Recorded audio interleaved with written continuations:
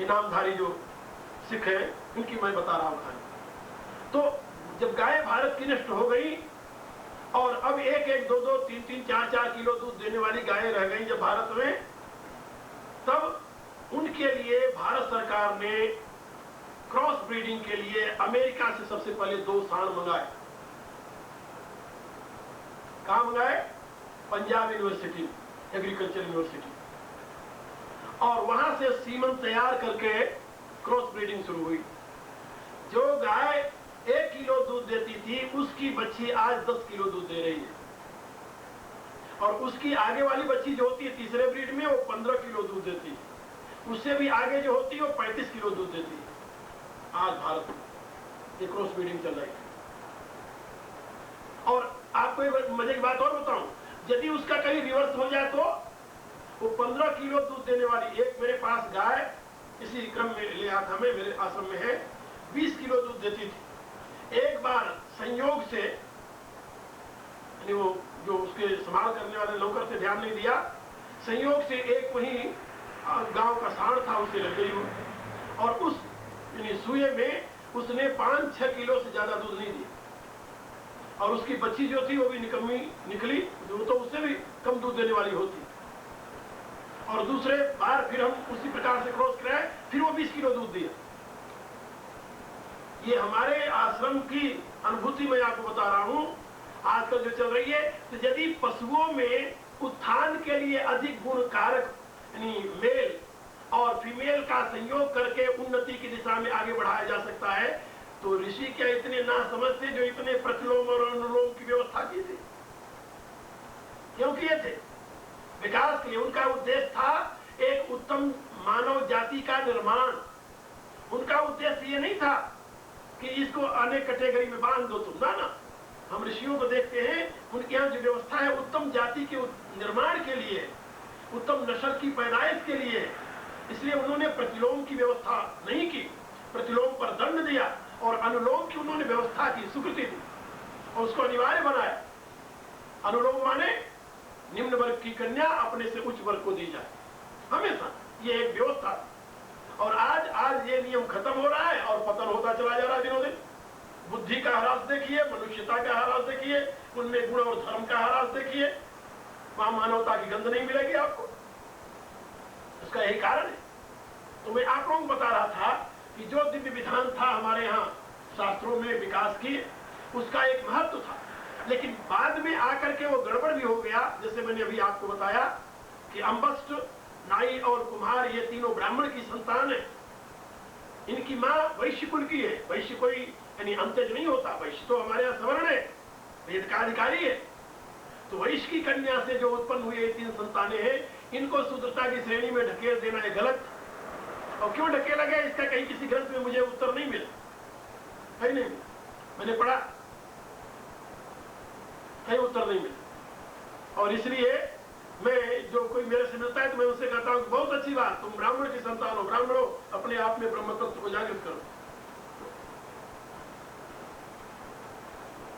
भारत में अंबष्ट जानते किसे कहते हैं? किसे कहते हैं? अंबष्टों को आजकल भारत में कायस्थ कहते हैं।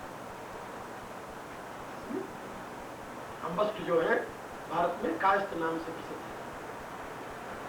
और दूसरे जो है उनको तुम जानते हो, ये ब्राह्मण की संतान है और उत्तम संस्कार वाले, लेकिन बाद में इनको ढकेल दिया गया। इन अवस्था अभी कहीं पर कायस्थों को अंबष्ट करते हैं, एक वर्ग है उनका, अंबष्ट ही कहे जाते हैं। तो मैं आप लोगों को ये बता रहा था कि हमारे यहाँ कहीं कहीं गड़बड़ हुआ है जाति निर्माण में, और जो कि नहीं होना चाहिए था वो हुआ, और उसको सुधारने की जरूरत है, ऐसा मैं मानता हूं। कोई भी अच्छी से अच्छी व्यवस्था हो, जब कालांतर में कुछ काल बीत जाते हैं तो उसमें कमियां आ ही जाती हैं। इसीलिए हमारे यहाँ ये बताया गया कि श्रुति तो नित्य है, वेद नित्य है, लेकिन स्मृतियां नित्य नहीं है। वेद में क्या है? वेद में विधान नहीं है, वेद में फिलॉसफी है, दर्शन है। और स्मृतियों में क्या है? स्मृतियों में विधान है। तो विधान में चल करके कालांतर में जब अव्यवस्था होने लगती है तो कोई नया विधान बन जाता है। विधान तो परिवर्तनशील होता है। दिव्य विधान जो है वो परिवर्तनशील नहीं है, जो फिलॉसफी का विषय है। लेकिन जो भौतिक विधान है, समाज की व्यवस्था का विधान है, वो तो परिवर्तनशील है। इसलिए आज तक अनेकों स्मृतियां बन चुकी है, सैकड़ों स्मृतियां बनी हो, एक दो नहीं। और एक स्मृति में भी समय समय पर परिवर्तन होता रहा है। जैसे मनुष्य स्मृति है, अथॉरिटी है वो, लेकिन उसमें बहुत परिवर्तन हुआ है। आज जो मनुष्य स्मृति मिल रही है ये तो आज से 2000 कुछ सौ वर्ष पहले लिखी गई है, वो पुरानी स्मृति नहीं है, मनु के द्वारा जो लिखी गई थी। इस स्मृति का लेखक कोई और है, उस मनु परंपरा का। और वो स्मृति पढ़ने से ही आपको पता चल जाएगा, प्रथम अध्याय में उसका वर्णन मिलता है। इसलिए मैं आप लोगों से बता रहा था कि इस स्व के आधार पर जीवन के अनुसंधान और विकास की प्रक्रिया को अपनाना मानव मात्र के लिए परमोपयोगी। इतिहास में मैंने पढ़ा है, बाप क्षत्रिय है, बेटा उसका वैश्य ब्राह्मण है। बाप क्षत्रिय है, बेटा उसका ब्राह्मण है, पोतरा उसका वैश्य बन गया। और बाप क्षत्रिय है, उसका लड़का एक शूद्र बन गया, उसका लड़का फिर आगे वैश्य बन गया, वो फिर पुनः आगे क्षत्रिय बन गया, आगे उसका लड़का फिर ब्राह्मण बना हुआ दिखाई देता है। आपको हैरानी हो, सैकड़ों ऐसी जातियां हैं ब्राह्मणों की जो क्षत्रियों की संतान है। सैकड़ों, एक दो नहीं, ब्राह्मणों की ऐसी जातियां हैं जो क्षत्रियों की संतान है। और सैकड़ों ऐसे शूद्रों की जातियां हैं, यानी वर्ग हैं जो कि क्षत्रियों से हुए। क्षत्रिय कुमार 50 लड़के विश्वामित्र के 50 लड़के पथभ्रष्ट हो गए। इसलिए विश्वामित्र ने स्वयं उन्हें श्राप देकर के शूद्र बना दिया, शूद्रत्व में ढकेल पतित हो गए। और उन्होंने जाकर के एक अलग दक्षिण दिशा में आंध्रालय देश बनाया। उनकी संज्ञा हुई आंध्र। आंध्र एक जाति का नाम है, जो आंध्र प्रदेश बना है भारत में, ये उस जाति ने आगे जाकर बसाया है। और कुछ लोग विद्वान अब ये मान रहे हैं कि वो प्राचीन काल में उनको आंध्रालय कहते थे, आज उसको ऑस्ट्रेलिया कहते हैं। हो सकता है भी सत्य हो, क्योंकि भौगोलिक सिद्धांतानुसार आज से कुछ हजार वर्ष पहले, 16,000 वर्ष की आप देखते हैं लोग कि ये समुद्र जो था ये कई भागों में परिवर्तित हुआ, बहुत बड़ा परिवर्तन आया। उस परिवर्तन से कई देश जो भारत के बहुत नजदीक से बहुत दूर हो गए, उसमें अफ्रीका भी दूर हो गया, काफी बीच में गैप आया। और ये ऑस्ट्रेलिया जिसे कहते हैं वो भी हो सकता है उसमें कोई अंतर रहा हो। लेकिन ये जो मैं आप लोगों को बता रहा हूं, इतिहास में इस प्रकार की कई उपलब्धियां हमें मिलती हैं। तो जाति निर्माण में या वर्ण निर्माण में गुण कर्म की व्यवस्था थी और उसके स्व के अनुसंधान की स्थिति। आपका स्व यदि उत्तम है, जैसे मैंने अभी बताया कि आप अपने स्व को कहीं से कहीं उठा सकते हो। एक झींवर मां का लड़का सत्यकाम एक महान तत्वज्ञ ऋषि ब्राह्मण बना। उसकी मां झींवर एक जाति होती भारत में, जानते हो ना आप? झींवर हमारे यहाँ कहार कहते हैं, यूपी में उस जाति। बर्तन धोने का काम करती, घर में काम करती है, बर्तन चौके साफ करने का। उसका लड़का दासीपुत्र सत्यकाम महान ऋषि बना और उसका नाम हुआ सत्यकाम जावाद। छांदोग्य उपनिषद में एक महान स्थान रखता है अपना तत्व ब्रह्म विद्या में। और आगे चल करके उपकोशल उसका शिष्य हुआ, जिसको उसने ब्रह्म विद्या का संदेश दिया, जिसका वर्णन हमारे छांदोग्य उपनिषद में मिलता है। यानी मेरे कहने के प्राय कि स्व के अनुसंधान के आधार पर, स्व की स्थिति के आधार पर व्यक्ति के व्यक्तित्व का निर्माण होता था और तदनुसार ही काम करने की उसके लिए व्यवस्था थी। और यही भगवान का संदेश है, श्रेयान स्वधर्मो विगुणः। तुम अपने स्व को समझो। और इसको यदि हम वर्तमान की भाषा में कहें तो सरल शब्दों में कह सकते हैं, योग्यतानुसार अधिकार की व्यवस्था। तुम अपनी योग्यता अनुसार काम करो तो तुम्हारा विकास होगा। अपनी योग्यता के विपरीत यदि काम करते हो तो तुम्हारा पतन होगा। कोई भी काम हो, कोई भी स्तर हो, उसकी महिमा सुनकर तुम उसके पीछे मत दौड़ो। अपनी योग्यता को देखो, अपने स्व को देखो। तुम्हारा स्व जिस स्तर पर है, यदि उस स्तर से तुम काम करते हो आगे, तो परिणाम क्या होगा? तुम उससे ऊपर बढ़ो, आगे बढ़ो। और यदि तुम अपनी सही स्व को समझ लिया है, फिर तो वहां कुछ है ही नहीं, वहां तो भेद ही नहीं, फिर तो तुम मुक्त हो, सबसे परे हो। सही स्व क्या है? आत्मा। यहां स्व जो शब्द है आत्मा के लिए आता है बार बार, और स्व आत्मा है ही। आत्मा किसी और स्व क्या हो सकता है?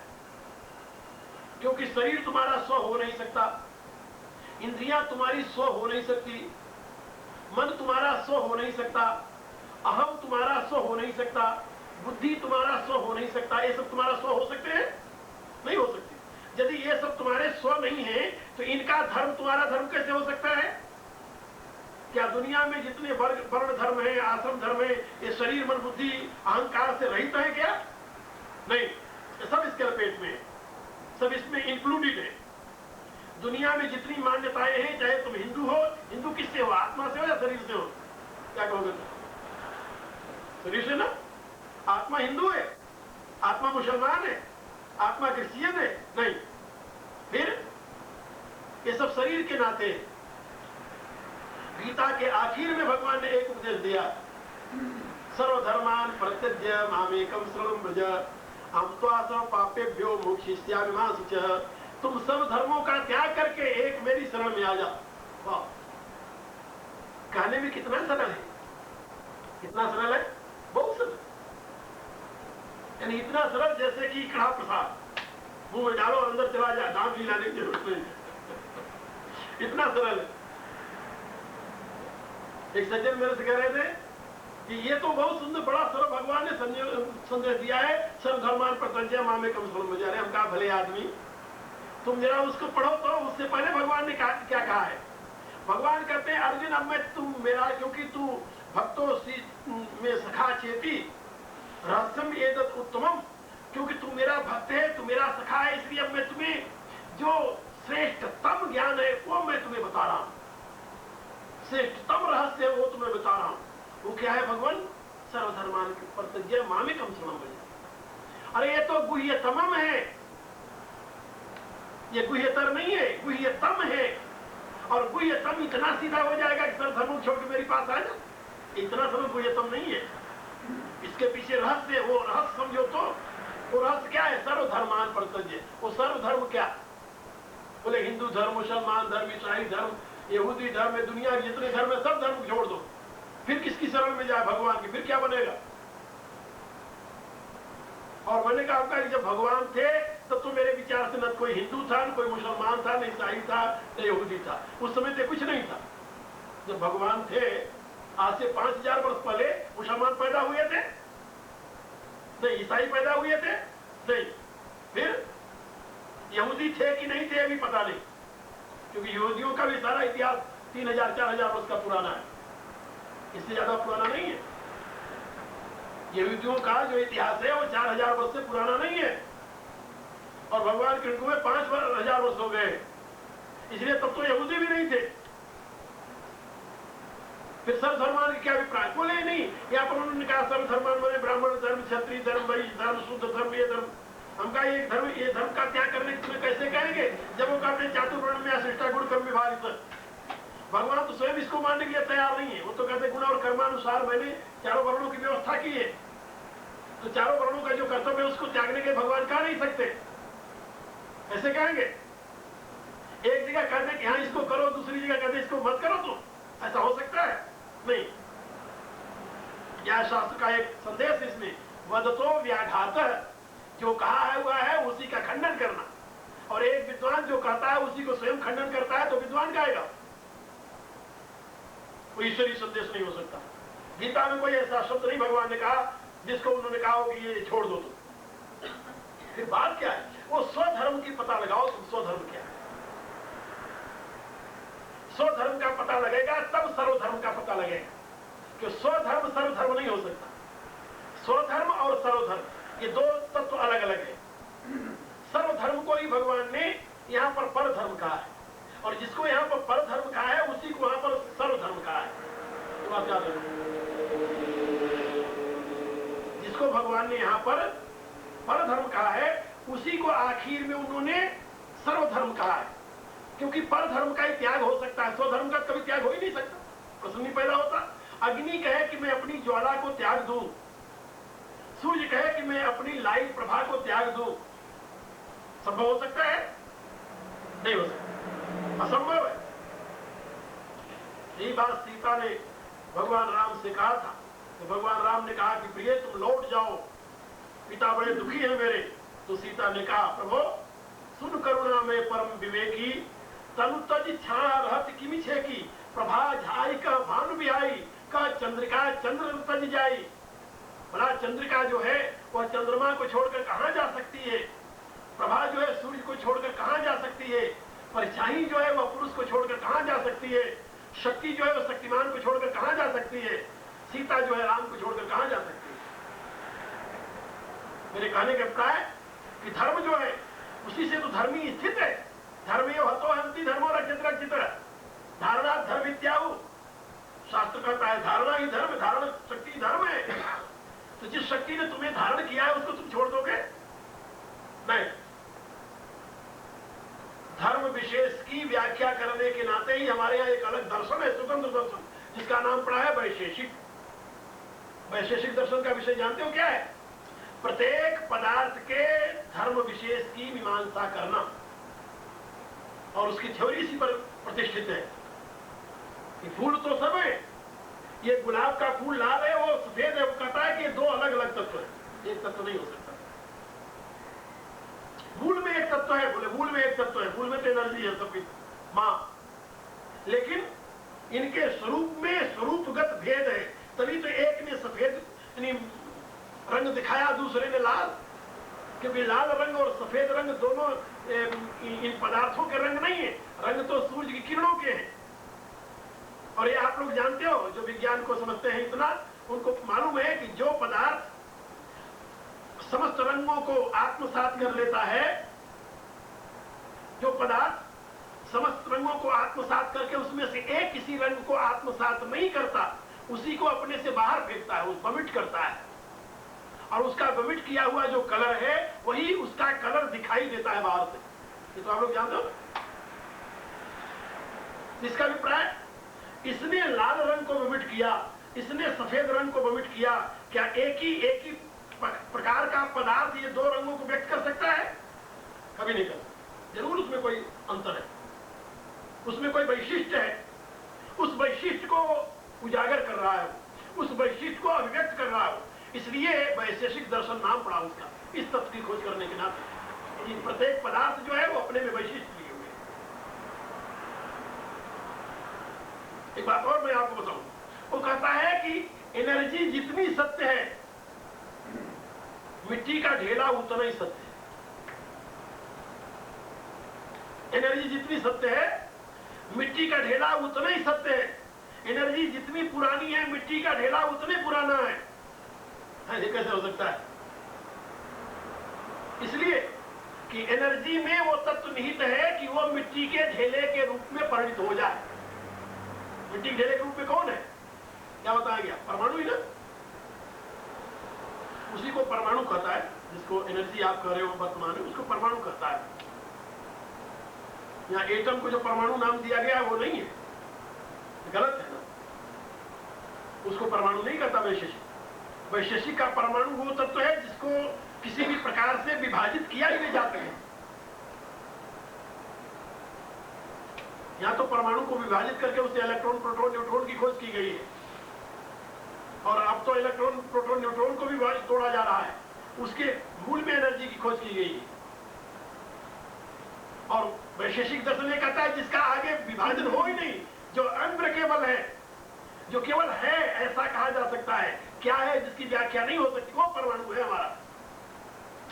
मेरे कहने के प्राय एनर्जी, वो कहता है जितना परमाणु सत्य है उतना ही ये पदार्थ सत्य है, क्योंकि उस परमाणु में ये पदार्थ समाये हुए हैं, इसलिए उसी से अवसर आने पर प्रकट हो जाते हैं। वैशेषिक दर्शन का मूड आगे बढ़ जाता है तो सत्कार्यवाद सांख्य दर्शन में पहुंच जाता है। हमारे यहाँ जो 6 दर्शन है, 6 दर्शन के विभाजन है 3 रूपों में, न्याय वैशेषिक 1, सांख्य योग एक, पूर्व मीमांसा उत्तर मीमांसा एक, 3 भागों में किया गया है। एक ब्रह्म तक पहुंचता है, एक तत्व का निर्माण कर, तत्व का विवेचन करता है प्रकृति पुरुष के रूप में, दूसरा परमाणुओं का विवेचन करता है, और तीसरा जो है पदार्थों का विवेचन करता है, परमाणु से पदार्थ कैसे बनते हैं। है तो मैंने आप लोगों को साथ में बता दिया। तो यहाँ पर यहाँ स्वधर्म और परधर्म ये अपने आप में बहुत गंभीर अर्थ रखते हैं। फिर से समझिए, श्रेयान स्वधर्मो विगुण, स्वधर्म विगुण हो, गुण रहित हो, तभी वो श्रेष्ठ है। और सही माने में स्वधर्म विगुण है। आत्मा का कोई धर्म है, विगुण माने गुण रहित, यही ना।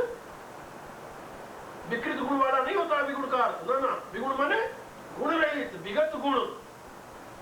तो आत्मा का धर्म क्या है? गुण रहित, कोई धर्म नहीं।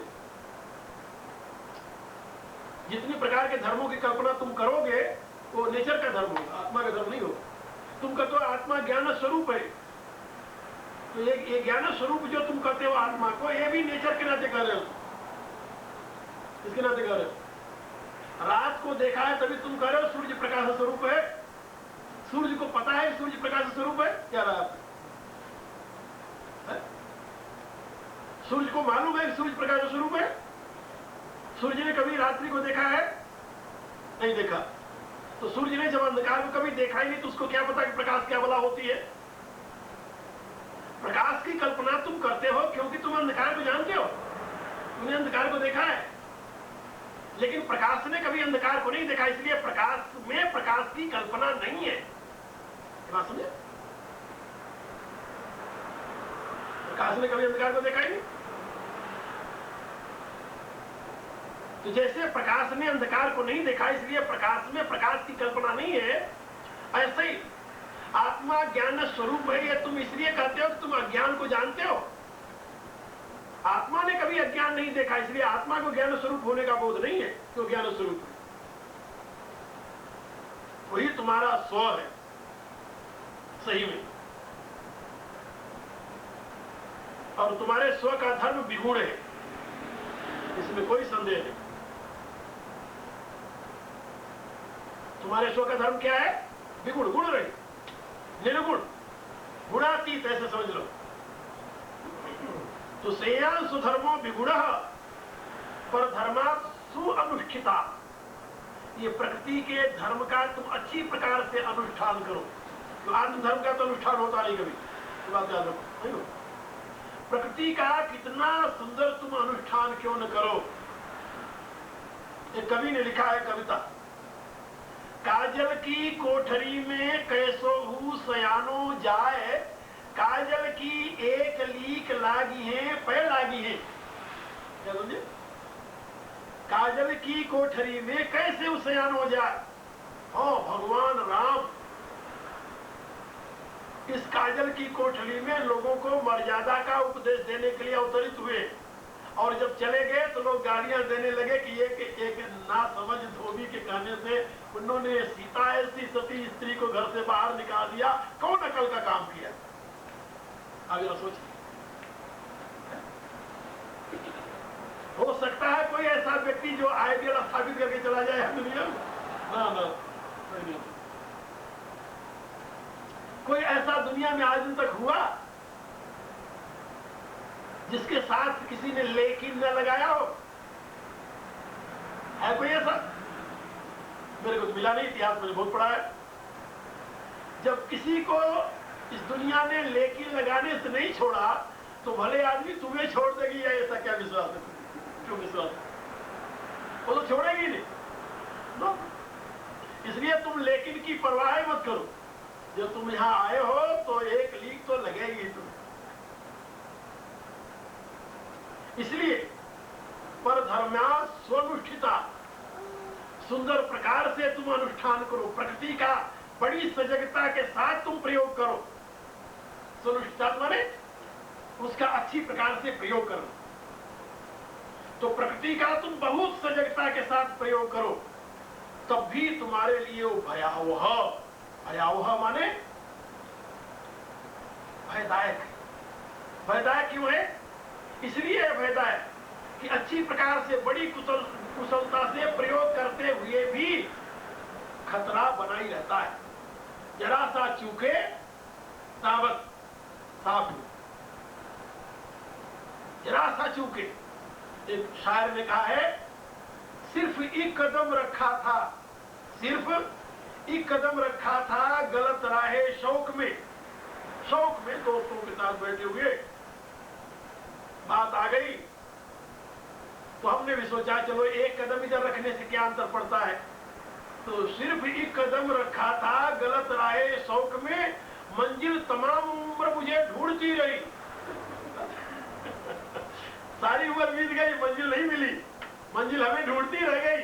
हमें मंजिल को ढूंढने का फुर्सत ही नहीं थी, वो तो रास्ते गलत पड़ा। तो हम तो मंजिल ढूंढ नहीं सके, मंजिल ढूंढती रही, मिले नहीं। इसलिए मेरे कहने के प्राय कि पर धर्मात् स्वनुष्ठिता, अच्छी प्रकार से अनुष्ठान किया हुआ पर धर्म जो है, पर धर्म क्या है यहाँ पर? शरीर का धर्म, इंद्रियों का धर्म। शरीर का धर्म तुम अच्छी प्रकार से पालन करो। जब विवाह करने बैठते हो ना वेदी के ऊपर, तो तुम लोगों को होश रहती है कि स्त्री के साथ क्या प्रतिज्ञा कर रहे हो? रहती है? नहीं रहती। उसमें तो ऐसा भूत सवार होता है कि जो पंडित कहता गया सर हिलाते गए। बिल्कुल। उसमें एक मंत्र है, जिस मंत्र में तुम ये कहते हो कि मेरे पिता पर, मेरी माता पर, मेरे भाइयों पर, मेरी बहनों पर, मेरे घर पर आज से तुम्हारा साम्राज्य हो।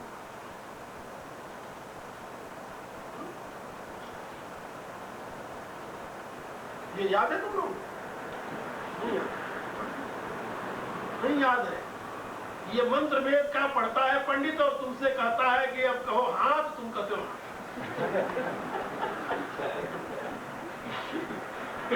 उसकी तरह तुम नहीं करना जानते, नहीं तुम हाँ उस तरह हमेशा हाँ ही करते जाते हो। लेकिन जब वो देवी घर में आई और जरा सा तुम्हारे माता पिता के ऊपर साम्राज्य बनना तो दूर की बात रही। साम्राज्य बनना, मम गृहे साम्राज्ञी भव, वेद मंत्र है, अथर्ववेद का मंत्र है और ऋग्वेद में भी है, और ये विवाह का मंत्र है। साम्राज्ञी भव मातृसु, मेरी मां पर तुम साम्राज्ञी बनो, मेरे पिता पर तुम साम्राज्ञी बनो। मम गृहे साम्राज्ञी भव, साम्राज्ञी बनो। साम्राज्ञी माने महारानी, घर की महारानी तुम बनो। तो जिसके साथ प्रतिज्ञा करके ले आए तुम घर की महारानी बनो। और दूसरे दिन तेरी माँ ने कह दिया ये बेटा ये कैसी चुड़ैल ले आया तू, ये तो मेरे को सवेरे नमस्कार ही नहीं करती। तो तूने यदि आजकल के सभ्य हो तो कहते हो क्या करूं, या तो माँ की मानू या तो उसकी मानू। तो बीच में लटके, और यदि नहीं तो कहोगे माँ से अरे चल माँ कोई बात नहीं। माँ भी देख लिया कि लड़का यदि अपने बस का नहीं है तो कहेगा, गालियां देता रहेगा, अरे ये तो स्त्री के बस का होगी,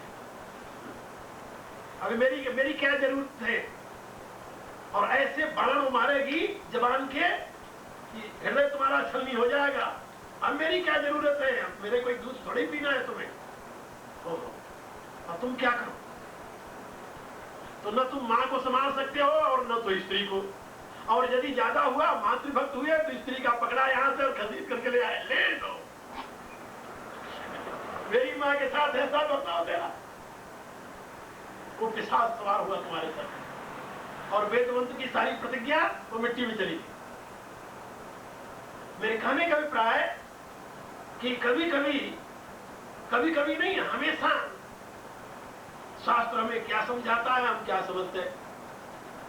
हमारे व्यवहार में कहीं आता है वो जो प्रतिज्ञा करते हो स्त्री से कि हम अब आज से जो कुछ कमा कर ले आएंगे सब पहले तुम्हारे हाथ में समर्पण करेंगे। और यदि स्त्री आवे और तुमसे कह दे कि भाई आज से जो तुम्हें तनख्वाह मिलेगी मेरे हाथ में आएगी, तुम्हें जबरदस्त माने के तैयार हो? ना। हाँ, यहाँ अमेरिका में रहकर शायद तुम लोग मानते हो, भगवान भला करे। लेकिन मुझे विश्वास है नहीं, क्योंकि हमारे रक्त में वो नहीं है, वो संस्कार में नहीं है। तो बहुत सी बातें हम ऐसे करते रहते हैं जो कि क्यों करते हैं, क्यों करते हैं, वो बातें करते क्यों है? एक स्तर, चेतना के एक स्तर पर रहते हैं, उस समय वही करना पड़ता है। और उस चेतना से